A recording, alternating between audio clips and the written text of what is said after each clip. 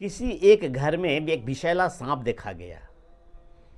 एक ने देखा, दूसरे ने देखा और लगभग घर के सारे लोगों ने उस सांप को कहीं न कहीं देखा। अब यह तय हुआ कि इस सांप को मारा जाए। न मारा जाए तो इसे कम से कम घर से निकाल बाहर किया जाए। विषैला सांप है, जहरीला सांप है, कभी भी किसी को भी डंस करके मौत करके हाथ उतार दे सकता है। अब वह सांप कैसे निकाला गया, सांप निकालने में क्या दिक्कतें आई, उस कहानी को सुनिए। मैं ज्ञानचंद प्रसाद मेहता टॉक्स पर आपका स्वागत करता हूं। नमस्कार। घर वाले में एक लोग ऐसे हो गए जिनकी आपत्ति यह थी कि जब सांप रह रहा है इस घर के अंदर तो यदि निकालते हो तो निकालो, लेकिन दरवाजे पर बंधी हुई गाय है उसको भी खोल के बाहर कर दो। बोलो भाई, कहाँ जहरीला सांप और कहाँ मीठा दूध देने वाली वो सरल सीधी गाय। कुछ तुक नहीं समझ में आया। यह तो सीधा सीधी राजनीति है जी। यही बात एक उग्रवादी मुस्लिम संगठन PFI के ऊपर प्रतिबंध लगाने के बाद देखने को मिली। कुछ लोगों ने प्रश्न उठाया कि जब उसको प्रतिबंध लगाते हो तो राष्ट्रीय स्वयंसेवक संघ को भी प्रतिबंधित करो। राजनीति तो ठीक है, लेकिन राजनीति ऐसा मत कीजिए जिसका औचित्य औचित्य ही न हो, जो एकदम केवल कहने के लिए आप आपत्ति करें। आप भी जानते हैं कि राष्ट्रीय स्वयंसेवक संघ पर प्रतिबंध नहीं लगने वाला है। 3 बार प्रतिबंध लगे हैं और तीनों बार कोई ऐसे ही नहीं लग गया। कुछ बड़ी बड़ी घटनाएं हुई तब प्रतिबंध लगा और तीनों बार वो प्रतिबंध हटे। और इस बार यदि कोई उस सांप को, जहरीले सांप को निकाले जाने पर, PFI पर प्रतिबंध लगाने पर कहता है कि राष्ट्रीय स्वयंसेवक संघ पर को भी प्रतिबंध लगाना चाहिए, तो सिर्फ इसलिए कहता है मात्र कि ताकि उसके इस स्टेटमेंट को सुनकर के मुस्लिम लोग खुश हो जाएं, मुसलमान खुश हो जाएं कि वाह। और यह प्रादेशिक राजनीति करने वाले लोग प्रायः इस प्रकार की बातें किया करते हैं। लालू प्रसाद यादव जी वो राष्ट्रीय जनता दल के राष्ट्रीय अध्यक्ष घोषित हुए निर्विरोध। तो उनका स्टेटमेंट है कि राष्ट्रीय स्वयंसेवक संघ पर भी प्रतिबंध लगाया जाए। और ये किस लिए है कि जैसा मैंने कहा कि ताकि मुसलमान लोग, कतिपय मुसलमान जो समझते हैं कि राष्ट्रीय स्वयंसेवक संघ ये अहितकारी है उनके समुदाय के लिए, लेकिन वह ज़माना गुजर गया। 90 का दशक जो MY का समीकरण बनकर 15 वर्षों तक बिहार में राज्य किया, वह ज़माना बीत गया। अब हिंदू मुसलमान, विशेषकर मुसलमान, राष्ट्रीय स्वयंसेवक संघ के प्रति बहुत ही जागरूक हुए हैं और वे काफ़ी इसे समझने लगे हैं। भले लालू प्रसाद यादव जी ने कभी राष्ट्रीय स्वयंसेवक संघ को समझने की जरूरत नहीं की। यदि कभी समझने की कोशिश की होती तो इस प्रकार से बेबाक वक्तव्य उनका नहीं आता। अनेक मुसलमान, पढ़े लिखे विद्वान मुसलमान राष्ट्रीय स्वयंसेवक संघ के निकट आने लगे और राष्ट्रीय स्वयंसेवक संघ भी मुस्लिम कॉलोनियों में जाने लगी है और समझने लगे हैं कि यह कितना नुकसान किसका करने वाला है।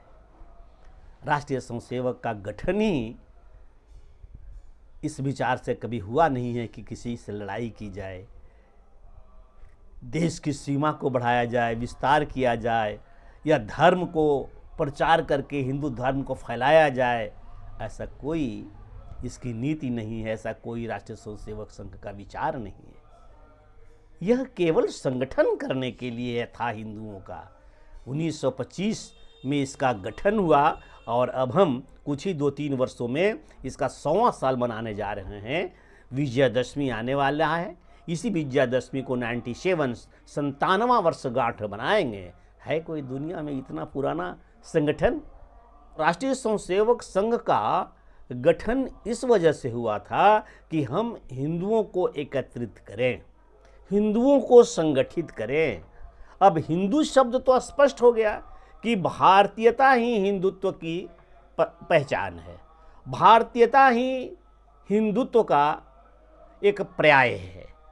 अब किसी से कोई झगड़ा नहीं, आप आ सकते हो, आप जा सकते हो, आप रह सकते हो, नहीं रह सकते हो, अंदर आकर देखो, बाहर आकर देखो। अब वह नहीं चलने वाला है कि हम यह कह दिया कि पीएफआई पर कुछ हटाया गया, उसको वो जहरीले सांप को, तो कह दें कि राष्ट्रीय स्वयंसेवक संघ पर प्रतिबंध लगा दो तो 50,000 वोट आपकी तरफ आ जाएगा। ये आने वाला नहीं। 2014 के बाद माननीय नरेंद्र मोदी के प्रधानमंत्री होने पर विदेशों से यहाँ के अनेक एनजीओ को 58,000 करोड़ रुपए भेजे गए हैं।